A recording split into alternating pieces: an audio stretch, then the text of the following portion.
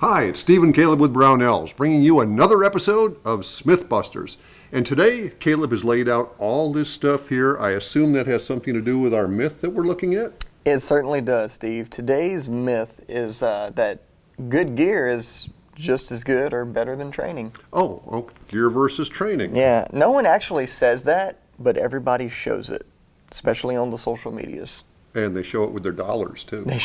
They like to show it with that wallet. And we thank you for that. We thank you for that, but... Oh, that means we got to be careful how this turns out. Hold on. Marketing's going to shut us down here pretty soon, so...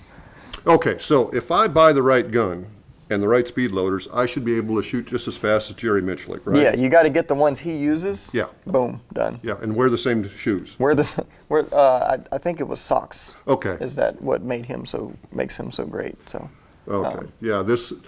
Any golfer out there, any tennis player, anybody in sports will recognize this old argument.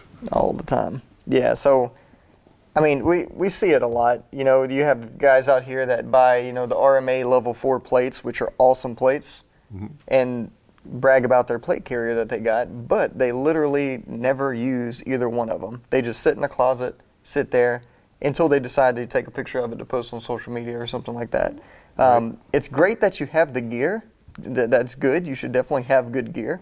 But you got to train with it, or it means absolutely nothing. Someone with the cheapest, whatever gear, I almost said a country name, but that country that makes cheap stuff. Sure.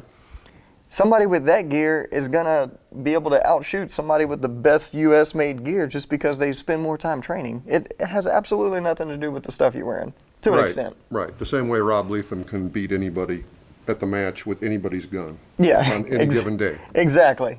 I don't know how that works, but it happens. Yeah. So, I mean, and it's to an extent. So, for example, somebody with a Serpa holster, not that Serpa holsters are so terrible, but this Safariland ALS is going to beat the brakes off of it any day of the week. For anybody. For just about anybody. Really? Yeah. I mean, I don't care how much you train. I think you can, equal amount of training or no training, you can be more proficient with that holster than a lot of other holsters. I can stick a Glock in my hip pocket and get it out pretty fast if I have to. Yeah, I'm sure you can, Steve. But, I think I can reach back that far. No, I'm not sure. Stop tearing apart my argument. The point is, to an extent. So. Okay. But the thing is, we're not telling you not to spend money on accessories, but spend the money on the accessories that'll do you some good. For example, people stick all kinds of money into 1911s, high-speed 1911s, that they cannot shoot as fast as that gun can. Yeah. They just can't. They could do it the same with this almost stock gun with just better sights and better grips. Take this belt, for example. This belt is like 20% set up because I've been using the heck out of it, but I keep changing stuff on it. Just because as I train, I find something I don't like about it and I have to tweak something. And that's why I say, 20%. I'm sure I'm going to change something next time I go to the range. And that's just, the nature of it. You have to know, you have to actually use the gear to know how it works with you. Yeah, and training is also experimentation, where maybe you try someone else's firearm. Yeah. And you find something on there that really works well for you. Whether it's a reticle in an optic, or an ambi safety of some kind, or a new slick bolt release on your AR. Yeah, exactly. And there's one more thing I want to point out to this. When you're out at the range and you see that dude with all his gear on, and you're like, look at that guy LARPing. He's not LARPing. Anytime he spends in that gear is valuable time towards training and getting to know that gear. So don't be so quick to make fun of me. I mean, that guy at the range. Yeah, but the guy in the T-shirt and sandals is going to beat him probably.